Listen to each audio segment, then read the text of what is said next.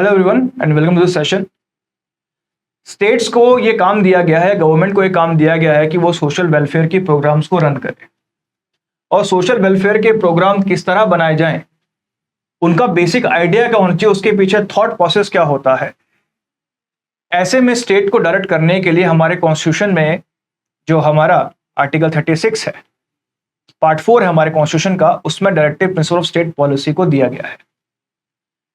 B.R. Ambedkar ने इनके बारे में कहा था कि directive principle of state policy जो है ये हमारे कॉन्स्टिट्यूशन की एक अनोखी विशेषता है और जो हम चाहते हैं संविधान से ज्यादा समाज कल्याण करना, इसकी भावना जो है ये directive principle of state policy में आपकी छिपी हुई है। आज हम इस क्लास में directive principle of state policy को जानेंगे, इनका स्ट्रक्चर कहां से आया और इनका जो बेसिक आइडिया है वो क्या है, उसके बारे में भी हम चर्चा करेंगे। हमने जो आपका डायरेक्टिव प्रिंसिपल लिए हैं वो आयरिश कॉन्स्टिट्यूशन से लिए हैं और आयरलैंड ने इसको स्पेनिश कॉन्स्टिट्यूशन से आपका लिया था। आर्टिकल 36 से 51 के बीच में ये है और B.R. अम्बेडकर ने, जैसे मैंने आपसे कहा था कि जो DPSP है यूनिक एस्पेक्ट है कॉन्स्टिट्यूशन का और कहीं ना कहीं ये economic foundation of a true democracy को क्या करते हैं, social economic foundation of democracy को क्या करते हैं, आपका स्टैब्लिश करते हैं। जो DPSP है उनको 3 पार्ट्स में डिवाइड किया जाता है और किस आधार पर, बेसिक आइडिया के आधार पर, सोशलिस्टिक प्रिंसिपल्स, गांधीयन प्रिंसिपल्स और लिबरल इंटेलेक्चुअल प्रिंसिपल्स। यानी कि ऐसे DPSP जिसमें सोशलिस्टिक प्रिंसिपल झलकता है, समाज कल्याण झलकता है, कुछ ऐसे जिसमें गांधीयन थॉट आपका झलकता है, कुछ ऐसे जिसमें आपका लिबरल इंटेलेक्चुअल थॉट आपके झलकते हैं। आइए देखते हैं। सबसे पहले बात कर लेते हैं सोशलिस्टिक प्रिंसिपल्स की। तो आर्टिकल 38 है। आर्टिकल 38 इस बारे में बात बोलता है कि promote the welfare of the people by securing social order through justice, social, economic and political and to minimise inequalities in income, status, facilities and opportunities. Article 38 क्या बोलता है कि भाई लोगों का वेलफेयर प्रमोट करो, समाज कल्याण प्रमोट करो। कैसे प्रमोट करोगे, कैसा कल्याण प्रमोट करोगे? सोशल, इकोनॉमिक एंड पॉलिटिकल कल्याण। इसके साथ साथ लोगों के समाज के मध्य असमानता को कम करो, ठीक है, इनकम को आपका बढ़ाओ, स्टेटस को आपका बढ़ाओ, फैसिलिटी को प्रूव करो, अपॉर्चुनिटीज को क्या करो, आपका इंप्रूव करो। आर्टिकल 39 क्या बात करता है? Right to educate means of livelihood for all citizens. सभी के सभी इंसानों को जीवन यापन के लिए क्या होने चाहिए, सारे स्रोत होने चाहिए। Equitable distribution of material resources of community for the common good. जितने भी समाज के संसाधन हैं उनका बराबर बंटवारा किया जाना चाहिए। Prevention of concentration of wealth and means of production. किसी भी एक समुदाय के साथ, समुदाय के पास सारे के सारे संसाधन नहीं होने चाहिए। इक्वल पे फॉर और equal work for man and women. महिला और पुरुषों को समान काम के लिए समान पे मिलना चाहिए। Preservation of health and strength of workers and children against forcible abuse. जितने भी आपके बच्चे हैं, वर्कर हैं और चिल्ड्रंस हैं, उन सब के लिए, उनके खिलाफ उनके लिए जस्ट हेल्थ कंडीशन आपकी होनी चाहिए। Opportunities for the healthy development of children. जो बच्चों हैं उनका स्वास्थ्य का अच्छा विकास करना है। आप देखते हैं बहुत सारे टीकाकरण के कार्यक्रम है बच्चों, पोषण के कार्यक्रम है बच्चों, ये सारे के सारे कार्यक्रम बच्चों की सेहत को अच्छा बनाने के लिए किस आधार पर, जो हमारा सोशलिस्टिक प्रिंसिपल है उसके आधार पर। Article 10 promote equal justice and free legal aid to the poor. भाई सबसे ज्यादा इंपॉर्टेंट है कि सभी को समान न्याय मिलना चाहिए और जो गरीब लोग हैं उन तक, उनकी भी न्याय तक पहुंच होनी चाहिए, उनकी भी न्याय तक पहुंच होनी चाहिए, तो उनको क्या मिलना चाहिए, फ्री लीगल एड मिलना चाहिए। Article 41 in case of unemployment, old age, sickness and disablement, secure citizens.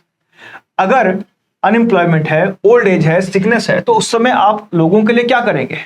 Right to work, उनको क्या देना चाहिए, आपका कार्य का अधिकार, जैसे मनरेगा वगैरह जो कार्यक्रम है इसी के तहत है। राइट टू एजुकेशन, यानी कि जो 6 से 14 साल तक के लिए जो प्रावधान किए गए हैं हमारे फंडामेंटल राइट्स में, वो भी इसी के आधार अंतर्गत आ जाएंगे। राइट टू पब्लिक असिस्टेंस, यानी कि जो वृद्धावस्था पेंशन है बच्चों, विकलांग पेंशन है बच्चों, ये इसी के तहत सरकार के द्वारा योजना चलाई जाती है, वो है ना।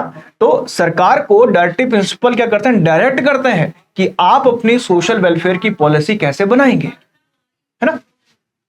Article 42 make provision for just and human condition of work and maternity leave. आपने जहां पर भी लोग काम करते हैं वहां पर अच्छी कंडीशन, हाइजीनिक कंडीशन मेंटेन करनी है, साथ के साथ क्या करनी है, मैटरनिटी लीव भी आपका देना है। Article 43, secure a living wage, a decent standard of living and social and culture opportunities for all worker. जितने भी लोग आपके लिए काम कर रहे हैं उनके लिए एक अच्छी लिविंग वेज होना चाहिए, एक डिसेंट स्टैंडर्ड ऑफ लिविंग आपका होना चाहिए, और सोशल और कल्चरल अपॉर्चुनिटीज आपका होना चाहिए। Take step to secure the participation of workers in the management of industries. जो वर्कर्स हैं उनको इंडस्ट्री के मैनेजमेंट का पार्ट बनाना चाहिए। Raise the level of nutrition and standard of living of people and improve public health. जो आपका nutrition का लेवल है, लोगों की पब्लिक हेल्थ का लेवल है, उसको लगातार ऊंचा करना है। सरकार इसके लिए प्रयास करती है बच्चों। सरकार के द्वारा आयुष्मान हेल्थ कार्ड, इस तरह की बहुत सारी योजना चलाई जाती हैं जिससे कि आपकी हेल्थ क्या रहे, आपकी अच्छी रहे। बात करते हैं गांधीयन प्रिंसिपल की, यानी कि डीएसपी के वो भाग जो गांधीयन प्रिंसिपल से क्या है, आपका इन्फ्लुएंस्ड है। पहला है आर्टिकल 40। आर्टिकल 40 बोलता है किसके बारे में, विलेज पंचायत के बारे में। बच्चों काफी इंपॉर्टेंट है, आर्टिकल 40 आपसे एग्जाम में पूछा गया है कई बार, और आर्टिकल 40 के तहत ही सरकार ने विलेज पंचायतों की स्थापना की है। आर्टिकल 43 क्या बोलता है, promote cottage industries and on an individual और कॉर्पोरेशन बेस्ड रूरल एरियाज।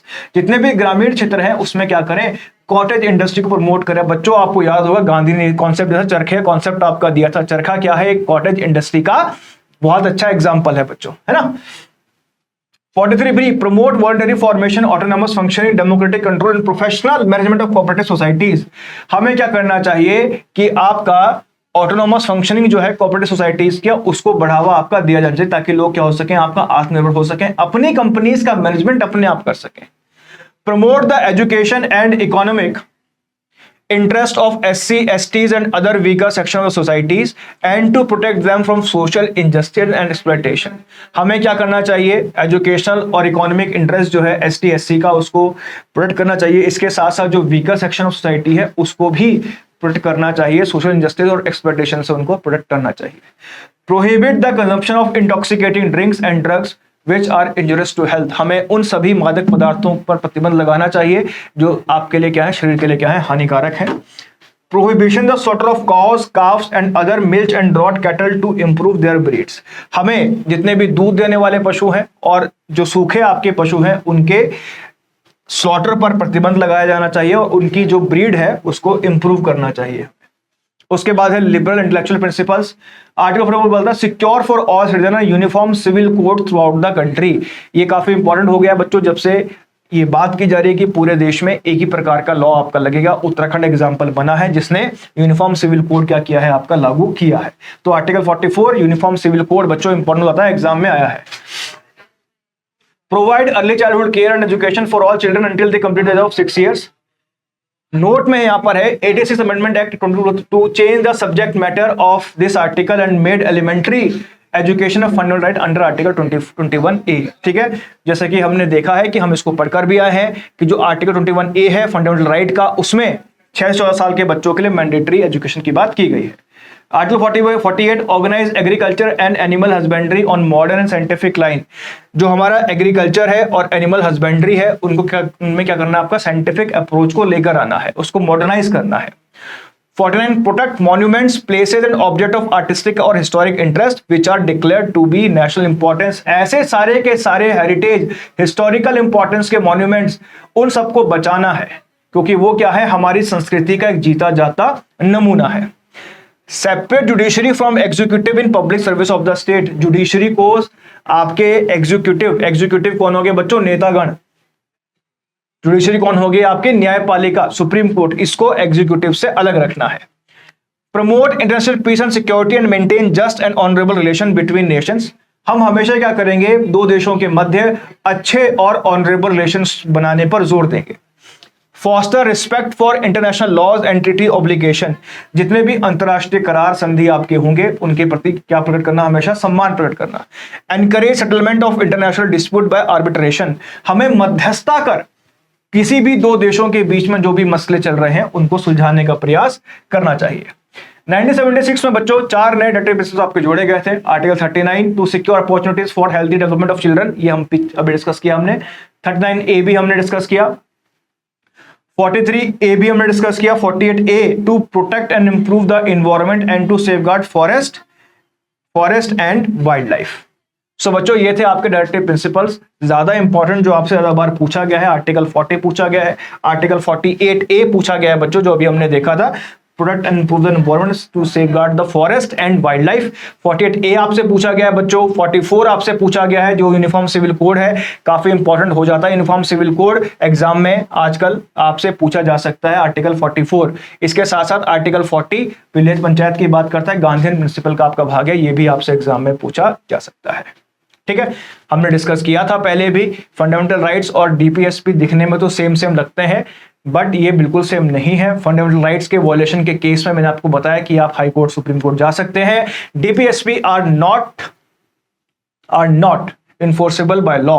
अगर सरकार इनको फॉलो नहीं करती है, आपके लिए काम नहीं करती है, प्रोहिबिट नहीं करती है स्लॉटर ऑफ कॉज, काफ्स वगैरह का, तो भी आप इसको लेकर न्यायालय में नहीं जा सकते, क्योंकि इनका जो नेचर है ये नेचर से नॉट इन्फोर्सेबल बाय लॉ है। बस ये आपका बेसिक डिफरेंस है दोनों के बीच में। फंडामेंटल राइट आपको दिए गए अधिकार है, जबकि डीपीएसपी आपने सरकार कैसे पॉलिसी बनाएगी उसको एक डायरेक्शन दिया गया, एक डायरेक्शन है। तो बच्चों फंडामेंटल राइट और डीपीएसपी में जो बेसिक डिफरेंस है वो क्या है, क्योंकि हमें इन दोनों की भाषा काफी सेम लगती है कि फंडामेंटल राइट्स के वॉयलेशन के केस में आप उनको लेकर कोर्ट जा सकते हो, कोर्ट आपके पक्ष में फैसला सुनाएगा। डीपीएसपी को लेकर आप कोर्ट नहीं जा सकते, क्योंकि ये पार्ट इन्फोर्सेबल बाय लॉ नहीं है। तो मिलते हैं बच्चों आपसे अगले वीडियो में, तब तक के लिए जय हिंद।